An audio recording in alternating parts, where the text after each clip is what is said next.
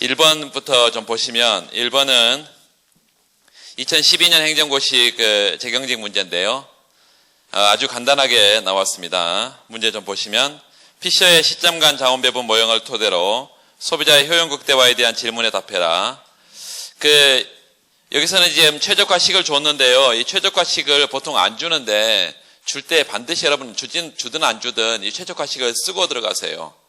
다기간 소비자의 최적화, 1기와 2기 소비를 통해서 만족도를 극대화하는 것이고, 항상 제약이 있는데 평생 예산 제약하에서 소비의 평준화를 추구한다. 소비의 평준화, consumption smoothing, 이 단어가 반드시 들어가야 되고, 첫 번째는 소비자가 1기의 차입을 통해서 효용을 극대화하고 있다. 그 상황을 그래프를 이용해 설명해라. 차입을 통해 효용을 극대화하고 있다. 이 말은 뭔 말이에요? 얼마든지 시장 이자율, 주어진 이자율로 차입 또는 대부가 가능하다는 거죠. 다시 말하면 첫 번째 설문을 풀 때 완전 자본시장 가정을 반드시 집어넣어야 되고, 자본시장이 완전하다. 첫 번째 설문부터 확인하면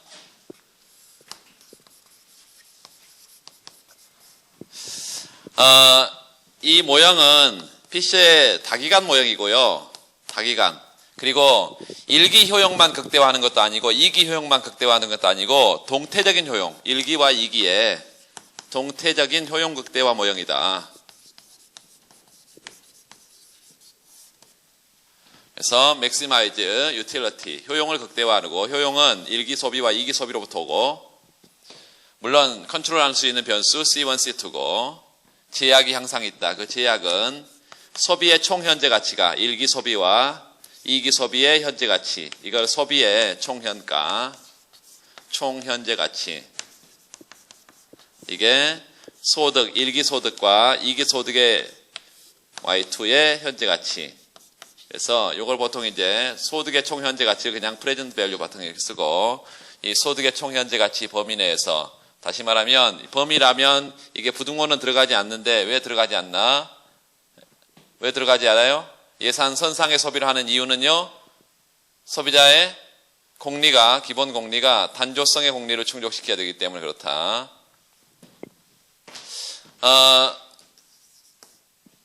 차입을 통해서 효용 극대화다. 요 차입자의 효용 극대화. 1기 소비 C1, 2기 소비 C2, 요 C1, C2 평면에 요 평생부의 범위 내에서 유지된다. 이 평생부. 그러면 이거를 다시 한번 쓰면 어떻게 쓸 수 있어요? C2는 여기 마이너스 1 플러스 R의 C1 플러스 여기가 프레젠트 밸류. 프레젠트 밸류에 대해서 요 C2로 정리했을 때 1 플러스 R을 다 곱한 거죠. 여기다도 곱하고 여기다도 곱해야 되고, 그래서 여기다도 1 플러스 R을 곱해요. 이렇게. 그래서 C1, C2 평면의 기울기가 마이너스 1 플러스 R인, 여기가 프레젠트 밸류가 평생부고, 여기가 1 플러스 R의 프레젠트 밸류, 보통 이제 퓨처 밸류라 이렇게 쓰고, 퓨처 밸류. 이런 제약하에서 처음에 이런 점이 초기 부존점이다. 이 제로점. 이 제로점에서 1기에는 Y1의 만큼 소득을 갖고 있고 2기의 예상 소득은 Y2다. 이렇게 한다면 요보다 자신의 갖고 있는 것보다 적게 소비하는 이런 어떤 구간? 저축 구간. 어떤 구간? 차입 구간. 그래서 차입 구간에서 선택을 하고 있어야 되는데 이런 점을 선택하고 있어야 돼. 효용 극대화를 하고 있다. 자, 그렇다면 이런 점이 소비점이 될 텐데요. 소비점이 될 텐데, 중요한 것은 내가 지금 갖고 있는 거, 그리고 미래에 갖고 있는 이 부존소득에서 소비를 한다면 이 사람은 효용을 극대화하고 못하는 사람이라는 거예요. 다시 말하면 이 사람이 지금 자신의 소득보다 더 많이 1기에 소비를 하고 2기에 적게 소비를 하는 이런 사람이라면, 요 C1 스타, 요 C2 스타, 이런 점을 선택하는 사람이라면 초기 부존점에서는 어떻다고요? 반드시 무차별선의 형태가 이런 형태가 되어 있어야 된다는 것입니다.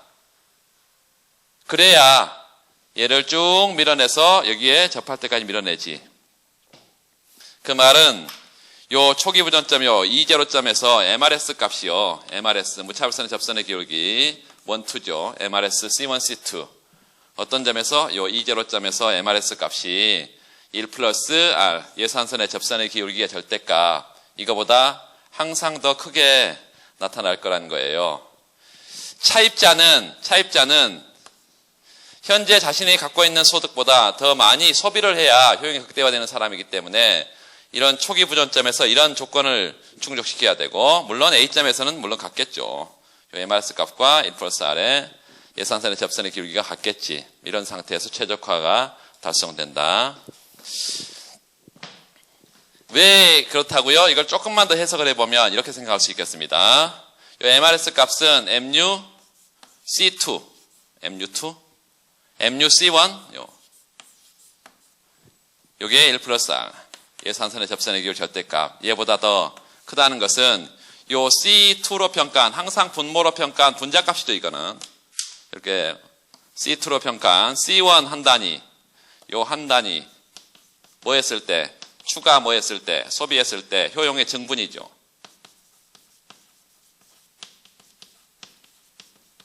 지금 현재 상태보다 현재 소비를 한 단위 더 늘림으로써 얼마로 빌려서? 시장 이자율로 빌려서 한 단위 더 소비함으로써 효용이 훨씬 더 커질 수 있기 때문에 이 사람은 요점 상태보다 현재 소비를 더 늘리고 이렇게 미래 소비를 줄이는 방향으로 가야 효용이 극대화된다, 이런 얘기입니다. 그래서 이게 뭐 너무 간단한 거기 때문에 요 최적화식을 좀 쓰면서 이렇게 얘기를 해줘도 좋겠고, 두 번째, 위 일과는 달리 소비자가 차입이 불가능한 유동성 제약이다. 몇 줄? 유동성 제약. 예산 제약 조건의 변화를 그래프를 이용해 설명해봐라. 뭐 너무 다 간단한 건 5점인데 그래프만 그리는 거 5점입니다, 지금.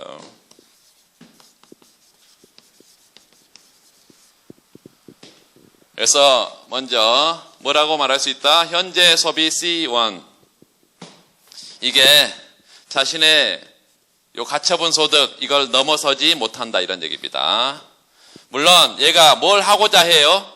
소비의 평준화를 추구하고자 해. 1기 소비와 2기 소비를 골고루 소비하고자 해요. 왜? 얘가 미래 전망적인 합리적인 소비지체이기 때문에, 얘이기 때문에 소비의 평준화를 추구하고자 해. 그렇지만 자신의 소득을 넘어서지 못한다, 1기 소비가. 이게 차입 제약, 유동성 제약, constraint인데 liquidity constraint 혹은 borrowing constraint다. 이게 이런 상태에 있다면 그래프를 어떻게 그려볼 수 있겠나? C1, C2 평면에 보니까 이렇게 점선으로 표시하면 평생부, present value, future value 이렇게 있을 거고, 여기가 초기 부전점이라 한다면 요 Y1 1기 소득, 여기가 Y2 2기 예상 소득, 여기 초기 부전점 E0점이다. 그러면 이 사람의 예산 집합은 1기 소득을 넘어서는 이 구간, 요게 무슨 구간이에요? 차입 구간을 전혀 선택 불가능한 이런 사람이 된다. 그래서 물론 저축 구간은 다 선택할 수 있고, 예산선이 이렇게 달라진다, 이렇게 말할 수 있겠고, 요 차입 구간, 여기 차입 구간, 요게 선택 불가능한 구간으로 이제 소비의 선택 가능성이 사라진다, 이렇게 말할 수 있겠고, 세 번째는 문제가 같이 해버렸습니다. 이 설문 3. 세 번째는 이런 예산 제약 조건의 변화를 본하여서 유동성 제약이 소비자의 효용에 미치는 영향. 그래서 처음에 이렇게 생각해 볼 수 있겠습니다. 이런 점을 선택한 애는, 처음에 이런 점을 선택하고 있는 저축하는 사람은 아무런 영향을 받지 않을 거예요, 이 차입 제약이. 그렇지만 차입을 하고 있었던 사람이 이제 영향을 준다, 이것입니다. 예를 들어서 이런 점을 선택하고 있었던 애는 아무런 영향을 받지 않아. 그런데 이런 점을 선택하고 있었던 애는 이제 영향을 받을 거란 얘기입니다. 그래서 이렇게 이런 점 아무런 영향을 받지 않는다. A라는 선택점을 하고 있는 저축자는 아무런 영향을 주지 않지만 차입자는 이런 점이 최적인데 어떤 점을 갈 거라는 거예요? 이런 점을 갈 거라는 거죠. 이렇게. 그래서 효용이 요 I0 효용 수준에서 I1의 효용 수준으로 이렇게 효용이 떨어질 것이다. 이렇게 말할 수 있겠습니다. 뭐 교과서에 다 나와 있는 뭐 아주 간단한 그래프고 뭐 이렇게 말할 수 있겠고, 유동성 제약하에서 정부가 취할 수 있는 여러 정책 중에 하나를 선택해서 그 정책의 장단점을 설명해 봐라. 그 뒤에 해설 자료를 좀 보시면, 해설 자료를, 거기 방금 그래프로 그려진 거를 지금 두 개를 따로 그려놨습니다. 그 설문 3에 그 유동성 제약하에서 소비자 효용 변화 그 체크를 좀 하시면, 유동성 제약으로 꺾인 예산 제약선에 직면하게 된 소비자는 여전히 합리적임을 가정하기 때문에 예산 제약선의 가장 바깥쪽에 위치할수록 소비할 거고, 이런 변화된 예산 제약선에 직면한 소비자 효용은 원점과 가까워지고, 그래프가 나와 있고, 그 뒤에 다음 페이지 보시면 설문사 정부 정책으로서의 미소금융을 써놨습니다. 미소금융 체크를 좀 하시고, 미소금융이란 밑줄, 최근 담보를 제공하기 어려운 저소득층을 위한 대출 프로그램 중 하나다. 유누스, 방글라데시 성공적으로 정착시킨 그라민 은행에서 유래한 거다. 원래 가난한 사람들에게 소액의 종잣돈을 빌려줘서 창업을 통해서 자립을 지원하는 이런 대한금융제도가 그라민 은행이죠. 이거를 본받은 거고, 미소금융의 장점은 뭐냐? 거기 담보를 제공받기 어려운 저소득층 밑줄, 또 저소득 상공인, 이걸 무담보 대출을 제공한다. 무담보 대출. 대신 차입자들이 서로 상호 연대 보증을 요구하는 방식으로 보통 이루어지기 때문에, 이러한 방식은 서로 차입자들 간에 견제를 하고 또 서로 지원해 주기도 하고, 그래서 상환율이 굉장히 높은, 그래서 이게 미소금융 제도를 계속 유지할 수 있는 이런 장점이 있다. 그렇지만 우리나라의 경우는 어떤 단점이 있냐? 그 차입자 간의 상호 견제나 상호 지원이라는 게 이런 게 없이 단순하게 급한 유동성을 지원하는 이런 융자 제도다 이것입니다. 그래서 유동성 제약을 밑줄 일부 제한 해소시킬 수 있지만, 원래 취지인 비대칭 정보 상환 의지를 높이는 이런 역할, 이걸 하기가 어렵다는 것입니다. 이런 단점이 있다. 이런 유동성 제약 모형의 세케인 작파의 유동성 제약 모형은 뭐 여러 가지 형태로 나올 수 있는데, 한두 가지만 체크를 좀 하고 가면, 첫 번째 우리 생각해 볼 수 있는 것은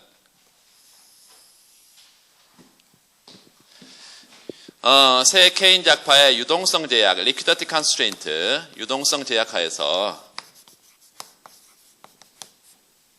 조세 감면 정책의 효과, 조세 감면. 먼저 뭐가 바뀌어야 돼요? 그러면 예산 제약식에 뭐가 들어가야 돼? 여기에 마이너스 T1 플러스 1 플러스 R에 T2, 이렇게 뭐가 들어가야 돼? 예산 제약식이 바뀌어야 되고, 정부 부분이 때로 쓸어 들어오니까 이렇게 들어가고, 두 번째는 요 C1, C2 평면에, C1, C2 평면에 평생 예산 제약식이 있다. 만약에 완전한 유동성 제약하에 있다면 1기에 Y1에 그리고 T1, 2기에 Y2 T2, 2기에 가처분 소득, 이게 초기 부전점인데 이제로점. 이 초기 부전점에서 조세를 감면하면 요 T1이 전부 다 사라지고 가처분 소득이 이렇게 늘고, 그러면 처음에 여기 C1 스타만큼 소비를 했고 여기 C2 스타만큼 소비를 했었다고 한다면, 초기에 유동성 제약하에 있으면 여러분 초기 부전점에서 소비를 선택하죠. 그래서 이렇게 최초 유동성 제약하에서 이런 점이 소비점이었다고 했을 때, 유동성 제약이 완화되면 이렇게 1기 소득이 Y1으로 늘고, 이 조세를 깎아주면, 예컨대 정부 지출이 일정하다고 한다면 항상 조세 감면과 델타 B, 공채 발행이 같이 가기 때문에 이 공채에 대해서 나중에 원금과 이자를 지급하기 위해서 뭘 해야 된다고요? 세금 더 걷어야 돼. Y2 T2 마이너스 1 플러스 R에 요 T1만큼 깎아줬으면 요 T1에 공채가 발행이 되고 그것에 원금과 이자가 따라 붙을 것이다. 이렇게 말할 수 있겠고, 그럼 이런 점이 이 원점이 되고, 이렇게 유동성 제약이 어떻게 된다는 거예요? 조세 감면해주면 유동성 제약이 이렇게 완화가 되면서요. 소비가 이런 소비점이 이렇게 소비점으로 바뀔 수가 있다. 그래서 요 C1 프라임으로 이렇게 소비점이 바뀌면서 1기의 소비의 증가, 물론 2기 소비는 C2 프라임으로 2기 소비는 감소하고 뭐 이런 식의 그 과정에서 효용은 I0에서 I1으로 효용이 증가한다. 이게 보통 비교적 쉬운데요. 요 유동성 제약이 이렇게 완화된다 이 범위만큼 소비 가능 집합이 커진다 이렇게 말할 수 있는데 이거는 뭐 잘 그린단 말이에요. 그런데 얘가 저축이자율과 차입이자율이 다른 경우, 세이빙스의 이자와 바로잉의 이자가 다른 경우, 바로잉 이자가 훨씬 당연히 높죠. 이런 경우는 여기가 C1, C2 평면에 보니까 차입 구간의 이자는 굉장히 높고 저축 구간의 이자는 굉장히 낮다 이것입니다. 따라서 원래 이런 형태로 굉장히 낮은 이런 제약선과 굉장히 높은 이런 제약선이 서로 맞아떨어지는 이런 게 얘는 원래 저축 구간은 이렇게 낮고 차입 구간은 이렇게 높고 이런 식의 예산 집합이 있다고 한다면 물론 유동성 제약이 있으니까 초기 부전점은 이제로점에서 처음에 선택을 할 거라는 거지. 그 처음 선택은 여기가 지금 y1-t1이라고 이렇게 봐요. y1-t1 그리고 여기는 y2-t2야. 2기 예상소득이에요.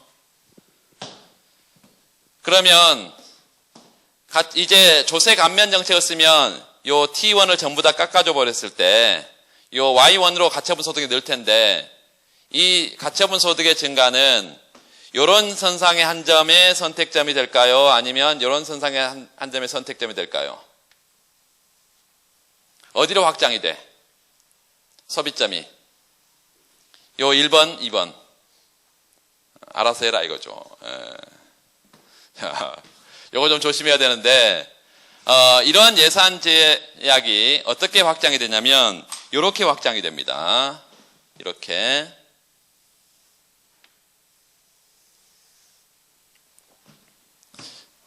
확장이 된다. 왜 그러냐면 여기에 이제 조세 감면 조세를 깎아주고 대신 공채를 발행하는데 민간은 뭐가 있어요? 민간은 예산 제약이 있지만 정부가 발행하는 이 공채 발행에서 이자는 정부는 비싼 이자 줄 필요 없다 이것입니다. 차입 이자 높은 이자를 줄 필요가 없어. 저축 이자로 뭘 할 수 있다? 낮은 이자로 공채를 발행할 수 있다. 따라서 선택점이 이런 점으로 이 원점으로 이렇게 간다는 것입니다. 이렇게 가처분 소득의 증가가 이렇게 Y1으로 이렇게 물론 이런 형태로 여기가 Y2-T2 나머지는 똑같아요. 마이너스 1 플러스 R의 원금과 이자. 그래서 이런 형태로 이렇게 선택이 이런 선택으로 가면서 효용이 I0 효용 수준에서 I1의 효용 수준으로 이렇게 효용이 된다. 예산 집합이 이렇게 확장이 됩니다.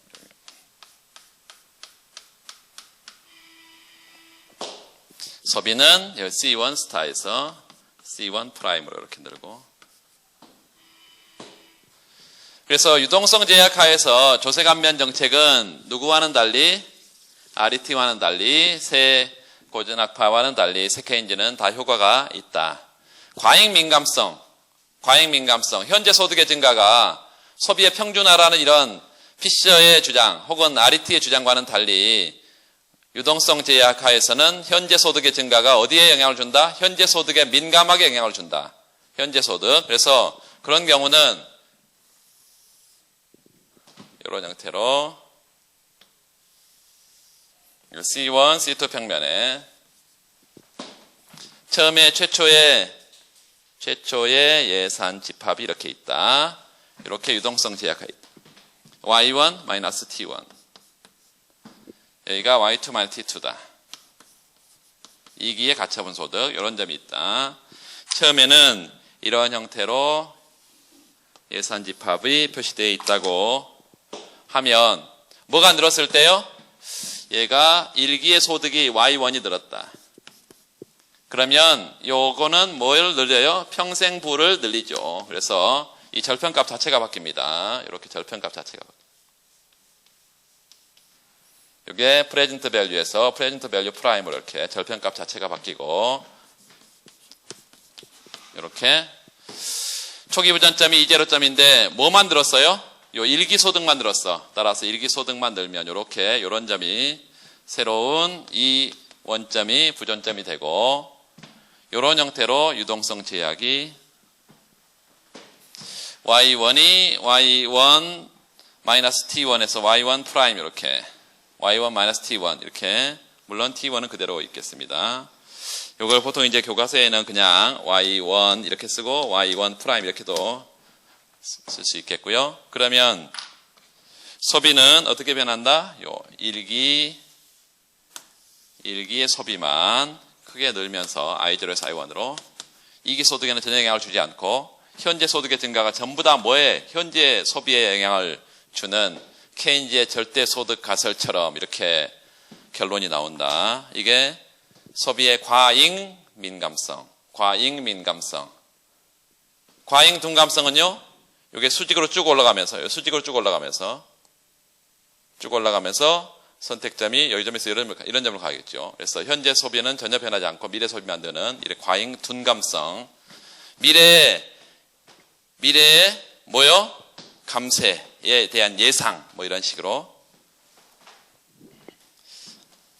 그런 것들은 간단한 것들이고 확인을 좀 했고요.